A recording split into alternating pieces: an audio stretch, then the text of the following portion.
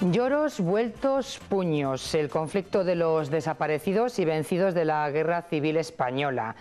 Sexta tesis realizada sobre este tema, pero la primera que realiza un español que tenemos aquí con nosotros. Presentamos en esta noche a Ignacio Fernández de Mata. Muy buenas noches. Buenas noches.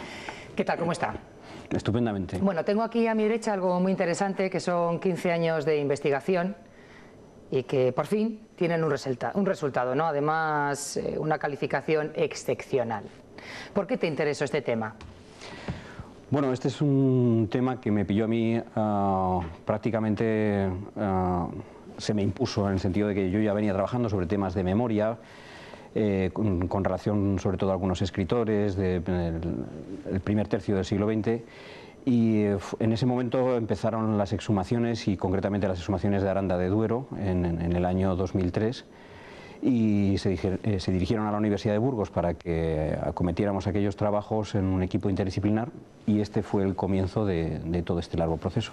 Bueno, decano de la Facultad de Humanidades también, ¿no? ¿Cómo es, porque esto claro, el proceso de producción también, las entrevistas, hablar con aquello que es lo que queda en el sentimiento, jugar con la razón, también con la emoción, y además compaginarlo todo con tu trabajo, ¿no?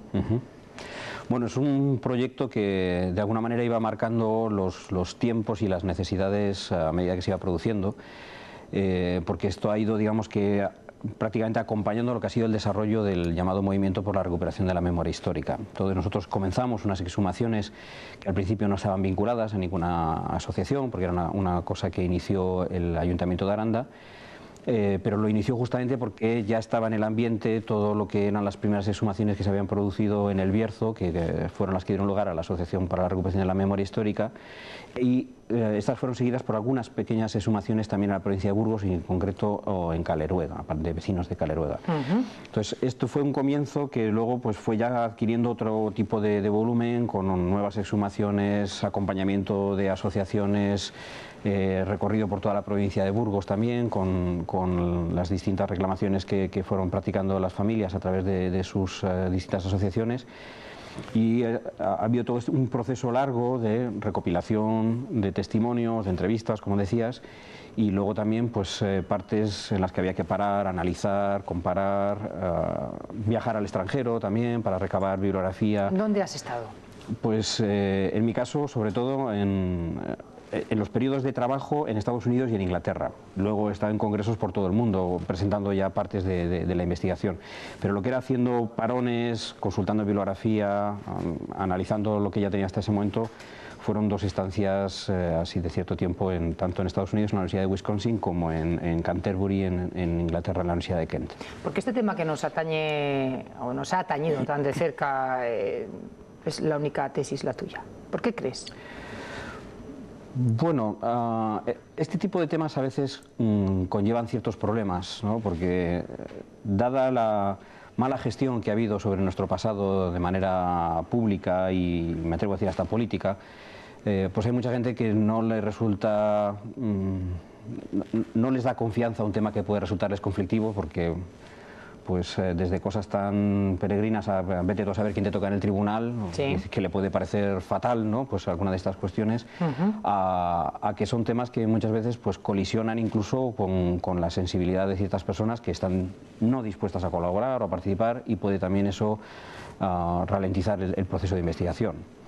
En cualquier caso, bueno, yo tampoco me planteaba ni que fuera fácil ni difícil, era una cuestión que me parecía necesaria e importante, y son de esas cosas en las que además uno al final tampoco se puede mantener frío ni distante, sino que también pues exige un cierto nivel de compromiso, sobre todo cuando hay víctimas de por medio, y esto pues al final digamos que uno las pequeñas pegas o perjuicios se los va echando a la espalda, porque el proyecto y sobre todo el objetivo de las víctimas pues lo merece, ¿no? Toda una declaración de intención y ya simplemente el lloros vueltos puños, ¿no? ¿Cómo de sufrir ha pasado a luchar, ¿no? Efectivamente, ¿no? A exigir un derecho, que ellos quieren un derecho. Esto es, digamos, una cierta imagen de lo que ha sido la transformación de la actitud de las víctimas socialmente, ¿no? Las víctimas, sobre todo de desaparecidos, que esto siempre lo pongo en cursiva, en comillas, de asesinados y ocultados, ¿no?, sus cuerpos de la represión de la guerra civil, han sido víctimas que fueron completamente silenciadas, que fueron personas devastadas por un dolor sobre el que además cayó todo el peso de una dictadura que no les permitió ni siquiera llorar a sus muertos. Esto generó también, pues, silencios muy espesos sobre esta gente y también miedos muy somatizados por parte de esta gente, ¿no?, que las pasaron, digamos, pasaron las de Caín. Gentes que en muchos casos fueron los primeros que se trasladaron, las primeras migraciones de los pueblos a las ciudades, en gran parte no solo huyendo de una terrible pobreza que fue la de la primera posguerra, sino unas condiciones de vida muy difíciles, ¿no?, porque sobre ellos cayó constantemente un ejercicio de victoria, ¿no?, que es lo que trae la guerra, que no la paz. Las víctimas en este sentido han aguantado, han sobrevivido toda la dictadura y también han sufrido la transición, en el sentido de que, aunque la transición se ocupa de ciertas medidas reparativas, con relación sobre todo a personas que tuvieron algún tipo de vínculo con administraciones, la administración civil, la administración militar, la de educación, que recibieron algún tipo de pensiones o reparaciones, estas personas siempre fueron olvidadas, siempre fueron aparcadas. De alguna manera también se exigió, digamos, una llamada y atribuida, que nunca consultada, generosidad de las víctimas para, se decía durante la transición, no remover cuestiones, ahora no puede ser, más adelante. De manera que para las víctimas de estos asesinatos la transición es otro periodo de frustración, una frustración, si cabe, más conflictiva, en el sentido de que comienza la transición con un hálito de esperanza, pensando, bueno, ahora vamos a poder solventar esto y solucionar nuestros duelos. Y todo esto conlleva un cambio de generaciones y llegamos al año 2000 prácticamente, ¿no?, a la década ya en la que estamos, y ya de manos de la tercera generación de los nietos, lo que hay es una toma de conciencia muy fuerte, diciendo, bueno... Ya no son los hijos, son los nietos, son, ¿no?, los nietos, ¿no? Nietos que es bien importante esto, porque son nietos que o han nacido o se han educado ya en democracia, por lo tanto tienen una clarísima conciencia de sus derechos civiles. Es normal, ¿no?, es sumado un cadáver, claro, darle un culto, el que sea, y conocen además todo lo que se ha hecho en otros lugares, sobre todo, por ejemplo, en las repúblicas latinoamericanas, con los fines de las distintas dictaduras, cómo ha habido reparación de las víctimas, apoyo, cómo se ha perseguido a los culpables, etcétera. Y entonces llega un momento en que dicen, bueno, nadie nos hace caso, nadie nos responde a nuestras necesidades, nuestros padres son muy mayores, tienen una pena, tienen el corazón desgarrado, porque esto es una herida abierta y sangrante. Es una herida abierta. Es que es un duelo inconcluso, o sea, son gente que por más que se... Para algunos no, pero para otros mucho. Para la mayoría. Todos los que tienen algún fallecido... Claro, para ellos sí. Esto es una herida abierta, ¿no? Y eso es lo que hay que entender, o sea, hay que ponerse siempre en el lugar del más débil, del que más sufre y del que más apoyo necesita, porque quien no lo necesita, pues adelante, que sigue con tu vida, ¿no? Entonces esta gente es la que de alguna manera se echó a la calle y acabó organizando este movimiento que tanto ha marcado la vida política y social española, porque este es un movimiento en el que podríamos ver antecedentes de muchas de las cosas que están pasando ahora, y que fueron los primeros también en hacer una lectura muy crítica de la transición, en virtud de la experiencia de olvido que pasaron.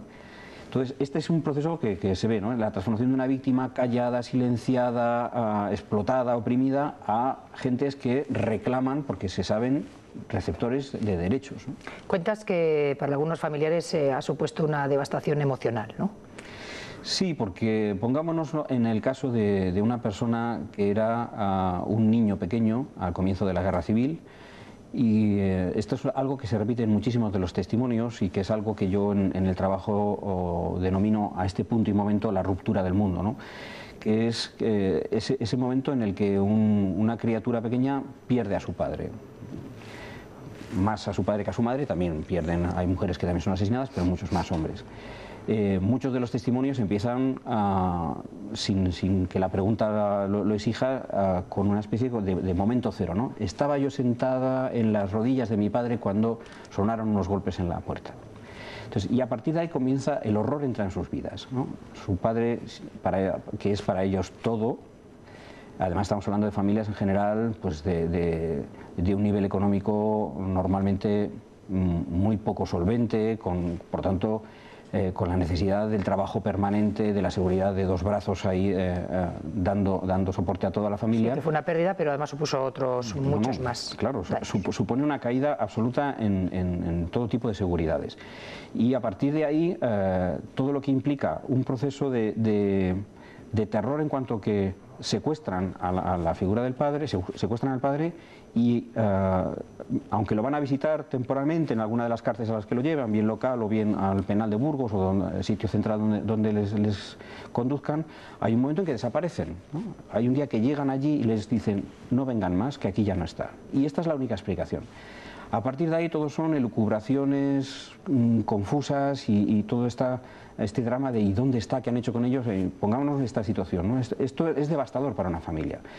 Llegan los rumores, les han matado aquí, les han ocultado allá, llegan todo tipo de expresiones a veces incluso crueles con cómo han muerto, con lo que les han hecho, porque incluso hay algunos que presumen en los bares o en la plaza pública les hemos hecho esto o lo otro.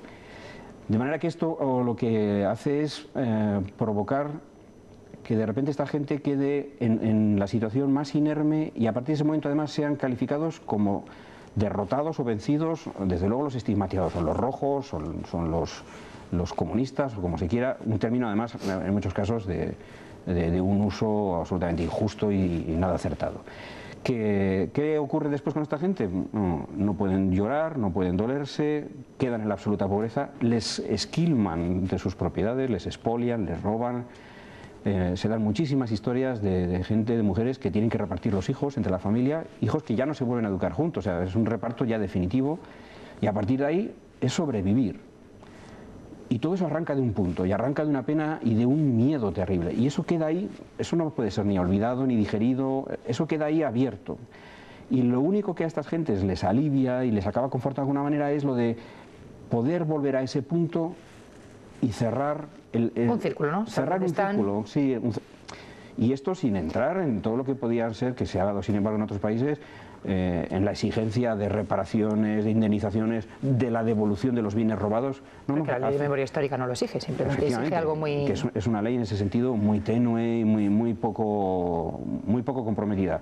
Pero al menos que estas gentes puedan cerrar ese círculo de dolor y sufrimiento enterrando su deudo y pensando que esta persona ha concluido su ciclo vital como uno más en la sociedad, o sea, en un cementerio, de manera que si se le quiere visitar, honrar, rezar, lo que sea, tienen donde hacerlo y pueden hacerlo como cualquiera.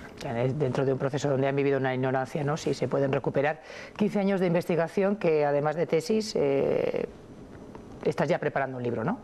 Sí, está ya en proceso de adaptación al libro. De adaptación de una tesis de 15 años de investigación a un libro. Bueno, en este caso no va a ser tampoco una adaptación tan traumática, porque era una tesis ya, pues digamos, de madurez, porque es mi segunda tesis, tampoco tenía que... ¿La primera de qué fue?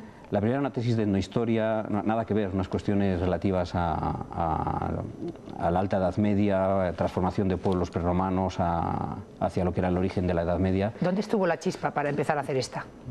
La chispa de esta estuvo en aquel punto, en esa llamada del Ayuntamiento de Aranda pidiéndonos que hiciéramos aquellas exhumaciones del 2003, del Monte Costa. Ahí surgió. Ahí surgió, y ahí empezaron todo lo que ha sido este proceso de revisión de las historias, de acompañamiento de las víctimas, de la experiencia de las exhumaciones, del análisis de los testimonios y luego de la comparación. ¿Sabías que te iba a llevar tanto tiempo? No, no. O sea, esto te metiste pensando, bueno, esto lo hago en 6 meses. Esas cosas, si a uno le cuentan lo que va a suponer... Una cosa te llevaría a la otra, claro. Se lo pensaría 2 y 3 veces, ¿no? Imagino que muy absorto, ¿no?, en este tema durante este tiempo. Bueno, es un tema que efectivamente se sienta a la mesa conmigo y se mete a la cama también, ¿no? Forma parte ya de mí, de mi familia, de mis relaciones y sí, pues es algo ya que está ahí. Ignacio, ¿vas a respetarle el nombre? Lloros vuelto puños, es que me gusta. Sí, yo seguramente, si no me ponen pegas en la editorial, seguramente sí, porque a mí me parece que es un título expresivo que tiene cierta fuerza y yo creo que sí, que me gusta, sobre todo la primera parte, no sé si queda muy largo tal y como está. El subtítulo, ¿no? El conflicto de los desaparecidos y vencidos de la Guerra Civil Española. En principio yo creo que deja muy claro cuál es el tema y con una expresión que cautiva un poco. Ignacio Fernández de Mata, decano de la Facultad de Humanidades, además de profesor de Antropología Social de la Universidad de Burgos. Mil gracias por haber estado esta noche en 8 Magazine y por habernos contado un poquito más lo que es hacer una tesis y abordar un tema tan interesante como es este. Muchas gracias.